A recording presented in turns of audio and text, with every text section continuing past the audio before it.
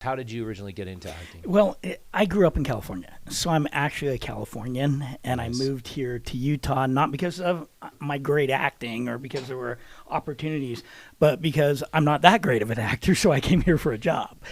Anybody who's out there or wants to do this kind of thing, go for that, like that different thing, because people are wanting it. So it just needs to get out there, like Clerks or like Napoleon Dynamite or whatever you want to do, and it's out there and there's opportunities. If you remember Clerks, Oh it yeah, was shot yeah. black and white, Awesome movie. shot yeah. for like 40 grand, $50,000 on not even 35 millimeter, 16 millimeter. Sam Gamgee, Frodo, come with me, Frodo. Schmeagol. Yeah, we can go into all those, but yeah. So he's coming out for that. He'll be. Today is called Touched by a Goonie. And with me in the studio today is Andrew Lenz, who's been affiliated with Goonies and Touched by an Angel. Some weird way, yeah. Yeah. So tell me, I'm very fascinated by acting stories, how you get into it, how you stay in it. It's an incredibly difficult industry to be a part of because, as we know, like 1% of the actors earn 98% of the money, and then the rest of the people just try to figure out how to pick up those breadcrumbs and keep it going. But Utah's film industry has been growing, and it's always kind of been on the one of the places that all of Hollywood loves to film in. But tell me about, I guess, how did you originally get into acting? Well, I grew up in California, so I'm actually a Californian, and Nice. I moved here to Utah not because of my great acting or because there were opportunities, but because I'm not that great of an actor, so I came here for a job. Yeah. So one of the things that you do learn from that's different from acting, when you get on a set, for example, and you're on a film set and you get cast and you have your trailer and that's all cool and everything, but you note that actors are separated from crew. So you're an actor, you come on a show, and maybe you'll be with another actor that you've done something with. Most of the time, not. A lot of times you don't see the other people you work with.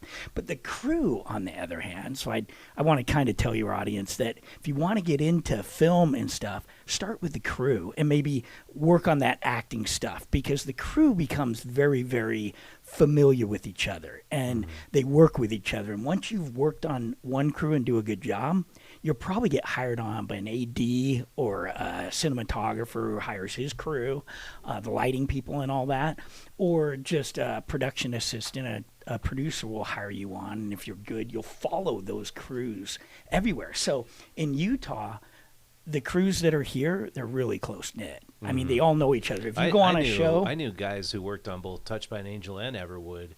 And yeah, they go back and forth. The key grips, I think their positions were, but they're really cool guys, and they loved it, and it's a fun industry to work in. Yeah. But how did you get? How did I get into it?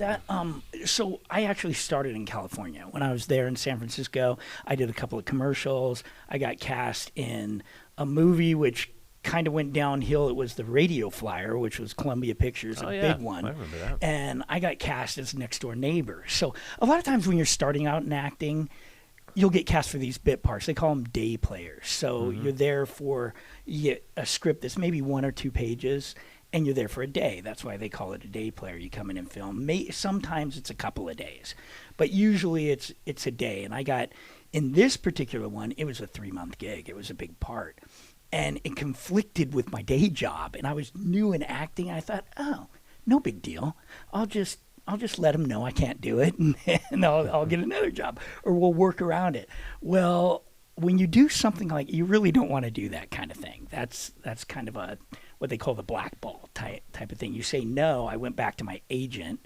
And by the way, that's another thing. If you want to get into acting, do some of and I'll jump all over the place because I'm ADD that way. But No, it's totally fine.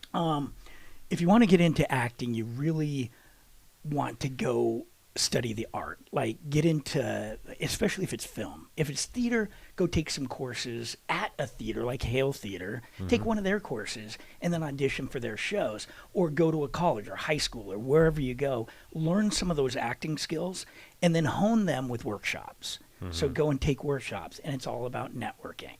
So those workshops, the school, those different things, and getting an agent, you start networking with all these people. And that's how half the gigs I've gotten have been directors that know me or producers that know me and say, hey, Andrew, are you free this weekend? Sure, I'll come out and do your gig.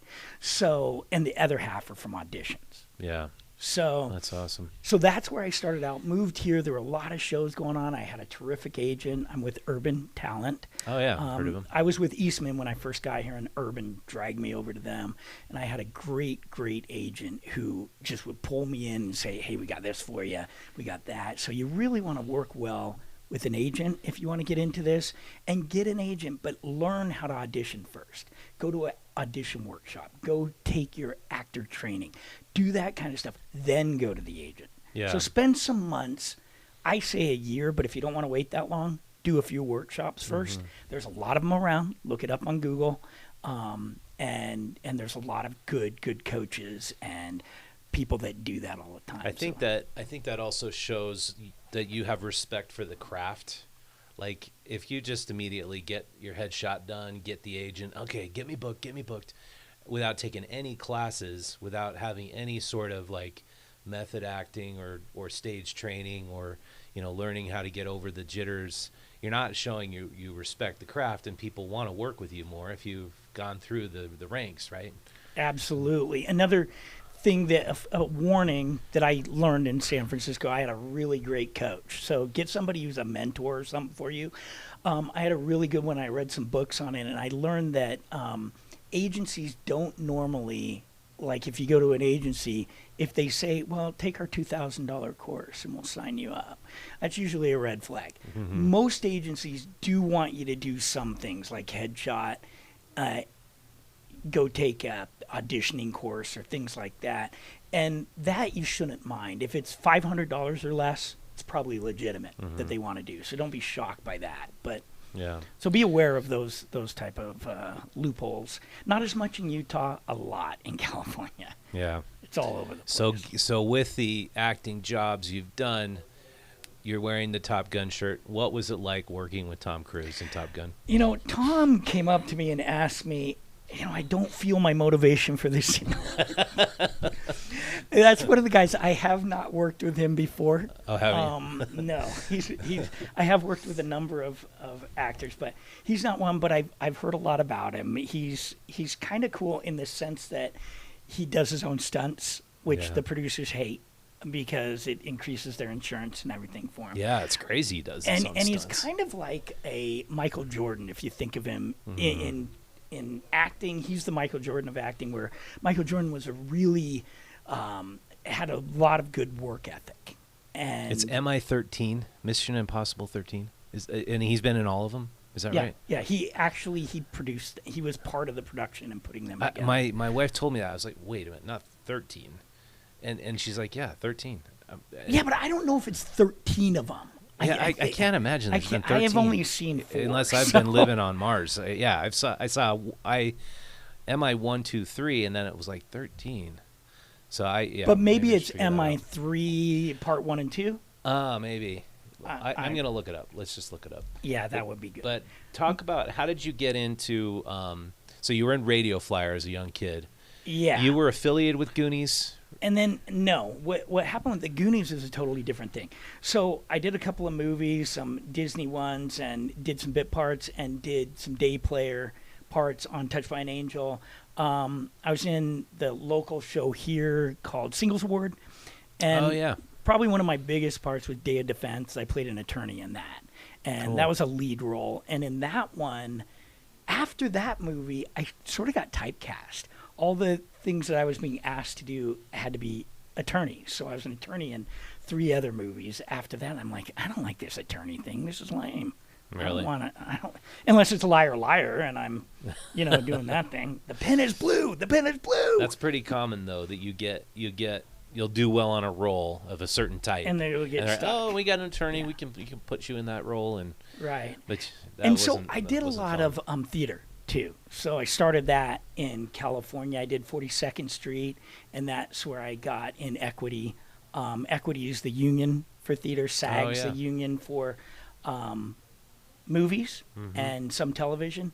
and then radio and TV is AFTRA, and I never really became part of that, though I've done a lot of radio commercials and radio stuff. I don't know. They say I have a gravelly voice. Your that voice sounds voice. familiar. Yeah, Yeah. I mean, that's what sounds the most familiar about you. And I was a personality on 107.9 FM in San Francisco for a couple of years. So I go in and do like week jobs on that, and that was fun. But yeah, so from theater is where I really started. Musical theater, I did a lot of that, and I did some Hale theater when I moved out here, and then just started doing film and TV shows and Goonies. So where do we want to go with that? So Goonies came about. I work as the host for Hollywood on Broadway. So as their host, I travel around and they do these shows like Goonies. They're doing the 40th anniversary at Kingsbury Hall. June 21st, 7 p.m. I'll plug that one. Nice. And tickets are still available, right? Tickets are available. Yeah. I think about... Let's just tell people where to get them, because I think those will sell out really fast. I would just go to Kingsbury Hall or go to HollywoodOnBroadway.com. HollywoodOnBroadway.com. Because we're taking our daughter, and that's going to be a big deal, because some of the actors are coming out, right? Yeah, you've got Sean Astin will be the main guy that comes out. He was in everything. Rudy. He was Lord in of the Rings. Yeah. Sam Gamgee. Frodo. Come with me, Frodo. Schmeagol. Yeah, we can go into all those. But yeah, so he's coming out for that. He'll be really exciting. There's VIP tickets still, so if you get those, you get to meet him after, get a picture, autograph, and all that. Otherwise, you'll watch the movie, and then we'll do a Q&A, and that's where I host, and I ask him all the questions and go into some of the details, maybe some of the Lord of the Rings stuff. Nice. We'll see. But and that's what I've been doing for Hollywood on Broadway for the past couple of years, traveling all around America. I bet that is great, right? Oh, it's fun. Yeah. It's fun stuff. And all the actors are always cool. We've done Sandlot, The Princess Bride with Carrie Elwes, and he's fantastic. And there's other shows coming. Not Lord of the Rings. It's too long of a movie. People say, why don't you do Lord of the Rings? It's like 3 hours. So if you do a Q&A after that, VIP, you're looking at 5-6 hours. Yeah.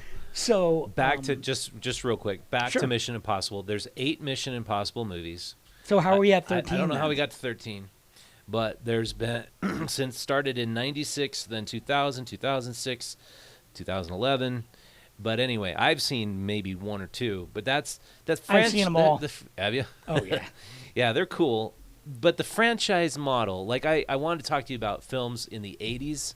Okay. You and I grow up to the early 90s, just this golden age of film, in my opinion, compared to today, where you have this franchise model where you're gonna play out Captain America, you're gonna play out every single Marvel comic until they die. Yeah, until they die. Then maybe you'll bring them back to life, so they can come. Which back they did. Yeah, which they've done. And then you're gonna just sequelize and versions serialize of Captain America too, and just franchise all these characters and all into play toys, and then you get do the same model that Star Wars did. Is there any way we get back to a era where you can produce films like Goonies, Raiders of the Lost Ark, Back to the Future, these Top Gun, these really cool, iconic films that were groundbreaking at that time? Do you think we'll ever get back to that? I don't think so, and here's why. Ones and twosies, we will. I mean, independent filmmakers or maybe a production company that's smaller might do that. The problem you have is you have a model now. And the model is controlled or to get accepted into a big distribution company like Warner Brothers, Paramount, 20th Century Fox. They're going to say, what's the future look like? So if you come in with something like one of my favorite shows that I saw a long time ago and was shot, I thought it was shot around here, but apparently not, was Clerks. If you remember Clerks, oh yeah, it was shot black and white. Awesome movie. Shot for like $40,000, $50,000 on not even 35 millimeter, 16 millimeter, and they shot that one, and of course it blew up into a franchise. But that was done independently, very small movie, and then Silent Bob came from that and became an icon. But you can show it on the screen, Jack. Those type of things were kind of Kevin Smith was the director. Yeah, that's right. Yeah, I thought it was great. I thought the acting was great, the writing, and it was all shot on one location, so single location. So you can do it. Think of what's that one in Idaho? Napoleon Dynamite. Yeah.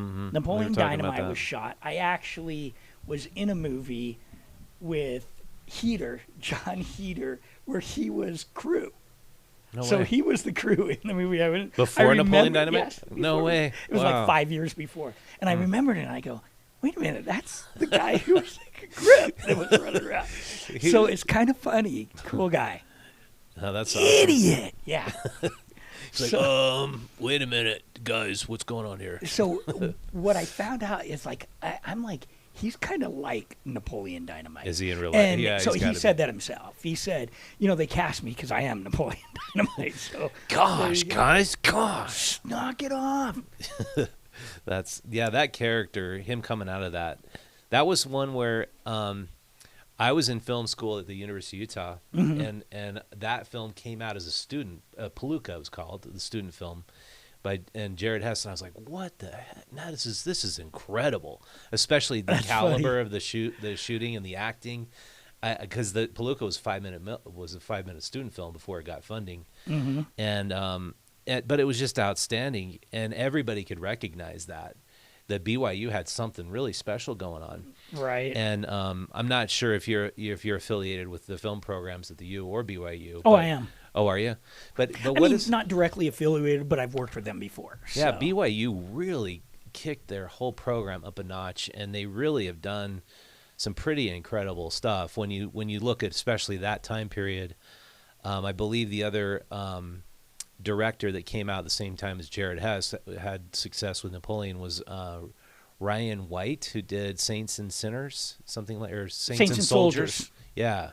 Yeah. And what is it that they did at BYU that made him stand out like that? I don't know. I think that they got some really good story writing there. So, like when you're writing a script or you're putting a movie together, obviously your first step is to do a treatment or something that's about the storyline, which is like a 1-pager or 2-pager about the story. And then you go into the script. So if you can get a good script, like Clerks, cheap movie, regular actors there, but they delivered and they shot it well, and it had comedic timing that was really well done, and you can do that cheap and it can be really good. Napoleon Dynamite wasn't shot for very much either. Yeah. I mean, the biggest thing they paid for on that, do you know what it was? I'm going to The music.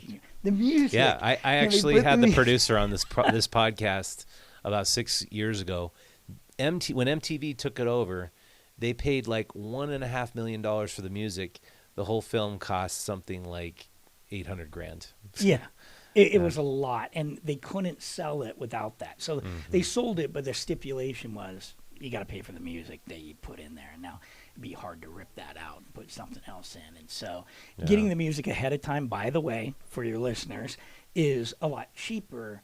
But if you don't know that you're going to go anywhere with it, it can kill your budget too. So it's not always worth it. But have you been involved on the production side of films as well? Oh, yeah. Yeah. I've been on the production side, and even as an actor, I'm one of those. There's a few actors like me. I think Jim Carrey is similar to this, but I'll be on a set and I'll just go over to the crew and say, "Hey, you need me to wrap up those wires," and I'll go do crew stuff because it's just fun. I just love being on the set, and so I started doing the wires on this one set, and the crew goes, "Dude, what are you doing? You're not an electrical grip. Give me that," because they wrap it a certain like figure 8 way to put it down. I had no clue what I was doing. So sometimes it can hurt more than help if you try to do that kind of thing. So that's cool. You're not afraid to get your hands dirty and no, I love it. Do it. I love it. Same with theater, and I would recommend doing that as well. Theater, as you know, having gone through training at University of Utah and film is a lot different. I mean, you're really big on theater, so people in the back row can see you in film. That's really, don't move your eye. Don't, if you're gonna smile. And I noticed the main character, like the Walter White, go get me the treatment. It's like the whispered horse voice is used a lot in movies these days. I don't know why. It is. I don't know what that is, but I was cast in the church casts. The LDS Church has LDS Film Studios, and I've been in a number of their movies. One of them was The Mormon Battalion, and I went into for the audition for that, and I was going to be going in for the captain of that show. And so I went in, and the casting director's standing there, and I go, "Yeah, I'm Andrew Lenz." She goes, "Yeah, okay, let's hear your monologue. Do this script." And I go, "Well, all right, I'm your Huckleberry." And she started laughing and goes, "I like that," because it's from Tombstone and Val Kilmer. But Oh, yeah. so I didn't get the part. A guy that I was in another film with, John Foss is his name, and I'll tell you about him in a minute. But he was a supporting lead in a film. I was the supporting lead as well, and he went on to play the captain. And John Foss, I remember in studio for the other film, we did a lot of ADR work. That means automated data recording, but basically it's voiceover. So you go back and do voiceover. He had to do almost every scene as a voiceover because he talks really quiet like this. Yes, we're going to ask you if you're going to do that. And so they had to get the mic really close and everything for him. But he had that quiet, that voice, and he gets cast. He was cast as Jesus Christ in like huge. What's his name again? John Foss. John Foss. I don't think I've heard of him. Great guy, F-A-S-S? nice guy, and he played that captain. And I saw him on set. We laughed and we talked, which you always do when you see other actors on set. But he ended up playing. I saw him in this Jesus Christ video, and I'm like, "Hey, that's John Foss," and he talks quiet too. And that's, he has that. So yes, they cast a lot. So my next audition, "Hi, I'm Andrew Lenz, and let me just tell you that I can do this part like this." Do a lot of ADR work after, but you might get the role, right? Yeah, the subdued, the sort of like, I'm suffering from trauma, and I'm not going to raise my voice, and I'm going to be 97.9, the end, with our late night love music. Yeah, I've been watching Taylor Sheridan stuff, and I'm just like amazed how productive that guy is, because the cowboy genre has fully come back. And even I'm watching Landman. I was watching that last night. How this whole more, I would say, more macho, conservative man character has gained greater popularity because of Yellowstone, and it seems like that is just blown up. And now, and that's shot. Is it here or Wyoming? It's shot around here. Yeah, a lot of it was shot in the Park City Sound Studio that they built up there. We had on the program Marshall McEwen. I hope I get his last name right, but he runs that studio, and it's he got Kevin Costner to agree to shoot three seasons of Yellowstone up there. So all the indoor scenes are inside that studio, and then they shot Horizon down in Moab, and they had to keep that under wraps because everybody wanted to see what's going on with that. Right, of course. 3-part series, but it's kind of interesting how film has kind of made this. It's kind of making a turn. It feels like, where people are getting more character driven again, and you're getting more into storylines that aren't so formulaic. And I think that's got to just be driven by consumers wanting something more than action movies and CG. Cookie cutter films that are out there. Yeah, and I think they do, and I think anybody who's out there or wants to do this kind of thing, go for that, like that different thing, because people are wanting it. So it just needs to get out there, like Clerks or like Napoleon Dynamite or whatever you want to do, and it's out there and there's the opportunity. So yeah, and support independent film. I think it's the way to go. Absolutely. Yeah. Right? So to plug your Goonies again. 40th anniversary. Yeah, it sounds, I really want to take my little girl to it. So it's at Kingsbury Hall this Saturday. No, 21st. Oh, the 21st. Of June. Oh, wow. Okay. So we got a month. Yeah. 4 weeks. 21st of June. So yeah, just get on HollywoodOnBroadway.com, and the Goonies tour is there because it's going out everywhere. But for Salt Lake, you can just click on it and go right to the tickets. Otherwise, go to Kingsbury Hall and try to find. I couldn't tell you what the ticket link is because it's one of those long. Yeah, let's see. It's HollywoodOnBroadway.com. It's not Broadway in Hollywood. Well, I trust you. Yeah, trust me. HollywoodOnBroadway.com. There it is. And then click on the Goonies one there. See that? So, down. Oh, there we down. go. There you go. You want right to show there. my screen, Jack? So Hollywood and Broadway, click on that. And then click on And then the right Salt there. Lake City. Oh, and it's touring all over the Yeah. country. That's awesome. Yeah. And then you can click on the tickets, and that's the easiest way to get to the Kingsbury Hall. Kingsbury Hall is Art Tix, but it's not Art Tix. It's like Art Tickets. Cool. Because there's Ticketmaster and Art Tix are the big ones in Utah, and they have their own. So that's why I Nice. can't tell you where it is. Nice. Well, Andrew, thanks so much for joining us. Hey, that was great. pleasure, Great my having friend. You. Yeah, good to meet you. Good to meet you too. Yeah, take care. You too, buddy. All right, and if you you want to go see Goonies, the 40th anniversary event, go check it out at HollywoodOnBroadway.com. If you want to be a bigger part of Utah Stories right now, I'd suggest you go out to UtahStories.com, subscribe to our free digital newsletter. This week, we've got a new offer. It's going to be great. It's behind the paywall, free access for 1 month. It took us a long time to figure out how to set this up. But you will be able to get free access for 1 month, all of our exclusive content, all the stories that are blocked because we had to set up a paywall because we have certain stories that we investigate and work on a long time that we have to pay our writers more money. I didn't want to set up a paywall. But now you can get past the paywall for free, and you can check out all of the in-depth investigations, all the stuff about our housing and homeless crisis. We did a story about the opioid epidemic with Samuel Quinones, and you're going to be able to see all that. So go check it out, UtahStories.com. Thanks for watching. Share this with your friends. Smash that like button, and you'll help out especially the YouTube algorithm, and that'll be good for us and good for you. I'll see you next time.